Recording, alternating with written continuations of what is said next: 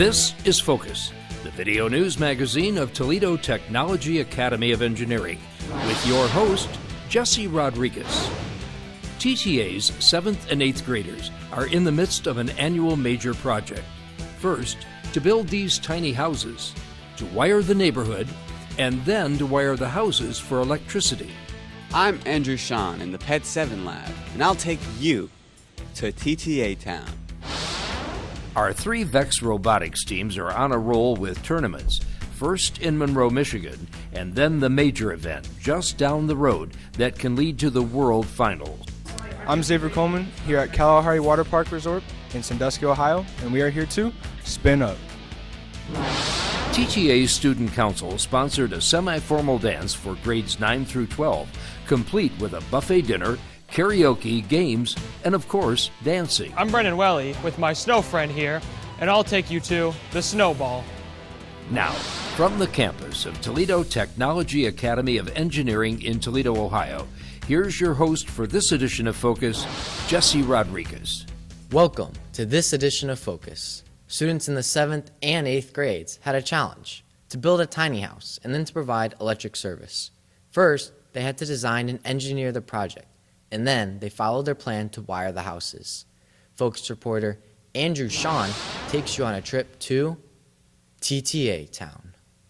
Some people are eager to tackle electrical projects around the house, and others tend to shy away from anything that involves electricity. So how would you feel about wiring an entire house? Well, a tiny house, that is. In TTA Town, these tiny houses are built by the 8th graders in Miss McElroy's Gateway to Technology. But it falls on the 7th graders in Mr. Richardson's PET7 Lab to wire them. In the Green Architecture unit of the Gateway to Technology course, the students are given a construction kit where they follow the blueprints to build the scale model sheds, and then we pass it off to the 7th graders for them to wire in their 7th grade course. The actual wiring starts by erecting power poles in the neighborhood, energized with a 6-volt DC transformer. This creates the grid. Now the teams must get the power from the utility pole to the house. Each house gets wired by 3 different teams, 1 team from each of the 3 classes.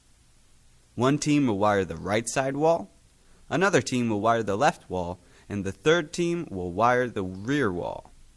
This project is about energy distribution, how power gets from the grid into your house. So we've set up our model city. Each of a dozen different houses is getting connected to our interior grid lines, and the students are learning how all that comes together. So they're putting in their circuit breaker box, they're running circuits, and eventually they'll tie it up to the power poles and see if it all works.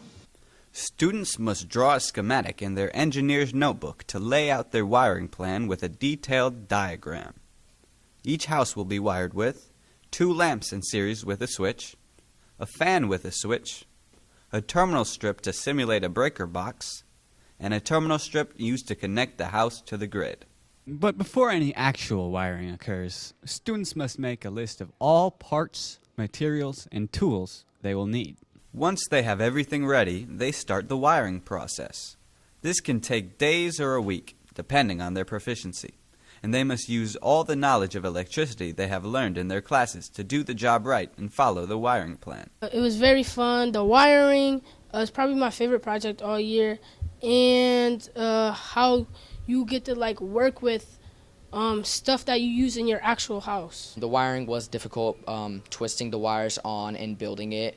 The schematics of the wiring wasn't that hard. It would be more so a challenge if we did it in real life on a real house with the real wires and all that, but it was more so easier on a tiny house. For the finale, they must demonstrate that their circuit works when connected to the grid, and must also provide a picture of their project with both of the lights on. Who knows? From this unique project, there may be some future electrical engineers here. Reporting for Focus, I'm Andrew Shan. Our 3 Vex Robotics teams are competing in tournaments against some of the best teams in Ohio and in the U.S. TTA has a long-standing tradition of excelling in robotics. Focus reporter Xavier Coleman, who's also on the Vex Robotics team, takes you to Kalahari in Sandusky, Ohio for Spin Up. There are 3 TTA teams who design, build, and program robots for the Vex Robotics competition. This year's theme, Spin Up. There are 3 ways to score points: scoring in the high goal, spinning rollers, hence the name of the game, and finishing on tiles. And look who took a shot at driving our robot. He had a 100% shot ratio. Way to go! Oh, coach, you put me on the team. The first competition for our 3 teams was in Monroe, Michigan. And to be candid, we started off pretty rough. But that's normal for a competition that large. To compensate, we came back to TTA and totally redesigned our robots. Hey, we learned from our mistakes. With all new designs and our eye on the prize, a chance to compete in a bigger tournament at Kalahari, the teams did qualifying matches here at TTA called Skills. And the 2 winning teams were off to the global matches at the Sandusky Water Park. Because there's a lot of teams from around the U.S., I think that they're bringing a lot of really good teams with a lot of variety of skills to the competition, so it's definitely going to be a challenge. We spent a lot of hours at school, like after school, and like even during our lab classes, preparing, working on the robot. I even personally requested every day off of work just so I can spend 3 hours every day just adding more to the robot, making sure everything works perfectly. There are around 170 very diverse teams here from all over the globe, vying for the top prize, a chance to go to Worlds. And our TTA teams were in the thick of it. On Friday and part of Saturday, there were qualifying matches. Then, later on Saturday, the actual tournament began. Our B team was able to choose Alliance teammates for the actual tournament. This is Kurt Apocalypse from Toledo, Ohio. What's your choice?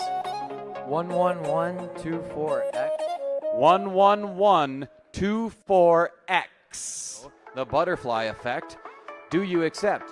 We accept. The tournament narrows down to the final 4 teams who are paired in 2 alliances, and they duke it out in a best of 3. The winners will go to Worlds in Dallas, Texas. There is no question the competition was heated, especially when you're competing against the best teams from the U.S. When it came down to the finals, one TTA team made the tournament but lost in the first round. The second team didn't make the tournament but gave it their all. Reporting for Focus in Spin Up at Kalahari Resort in Sandusky, Ohio, I'm Xavier Coleman. The robotics teams are not the only ones doing well.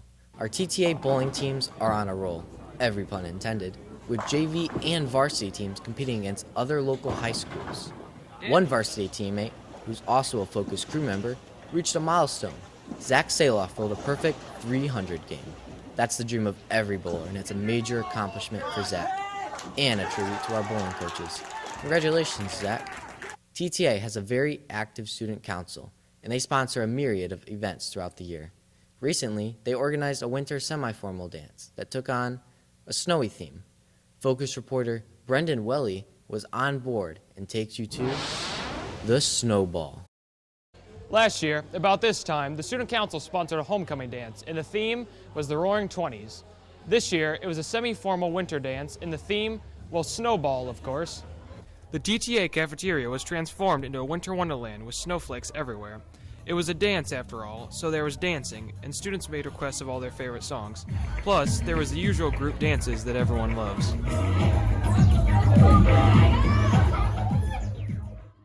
So far, it's been pretty fun to come out here Saturday night. It's been fun to just hang out with people from school when you usually wouldn't be able to. Yeah, the food is also really cool. The music is really good, and I enjoyed the games. To keep with the musical theme, it was also karaoke night, with students stepping up to the mic to, well, sing. Oh no, the dance is great.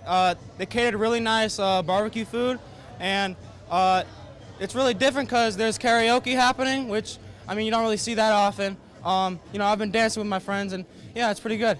The dance was open to all students in grades 9 through 12, and to make the evening even more interesting, there were games to play. And what's a party without food? City Barbecue provided an awesome spread, buffet style. It's such a deal, only $10 a person or $15 for a couple. The buffet was virtually dinner, and lots of food that lasted through the evening. This was a chance for the TTA Student Council to offer something different and a fun activity on a dreary Saturday night. And it was a pretty popular activity. We had something in the neighborhood of 75 students come to that. We had really good food, a lot of dancing. We had a karaoke contest. So the kids really seemed to enjoy it. The students did a really nice job of pitching in and setting up, and I think a lot of people had a lot of fun with it. It was a party atmosphere, and clearly everyone had a great time. Students got to dress up a little, socialize, dance, sing, and be among their friends. Reporting at the Snowball Dance, I'm Brendan Welly. In early February, all grades 7 through 12 went on field trips to our various TTA business and professional partners. It was a chance for them to get a first-hand look at manufacturing technology and engineering. Each grade went to a different location. When they returned, they gathered in the gym for a dodgeball tournament. Students chose their teammates and competed against 15 organized teams. Then, it came down to the final match. The Duckies versus the 5-6. Not to brag, but my team won the tournament. The highlight of the afternoon was a very special and messy event sponsored by the Smarts teams. Students bought tickets and put them in a jar. Then there was a drawing and 5 lucky winners got a chance to throw a cream pie in a teacher's face. 2 faculty members faced off against each other, got in the mix, and took a cream pie in the face. All proceeds went to the Leukemia and Lymphoma Society, and we raised over $400 for the charity. Well, that's all for this edition of Focus. We have more stories in the months ahead to share with you, so stay tuned. If you have any story suggestions or comments, please email us at focus@toledotechnologyacademy.org. Focus is a production of the TTA video production classes.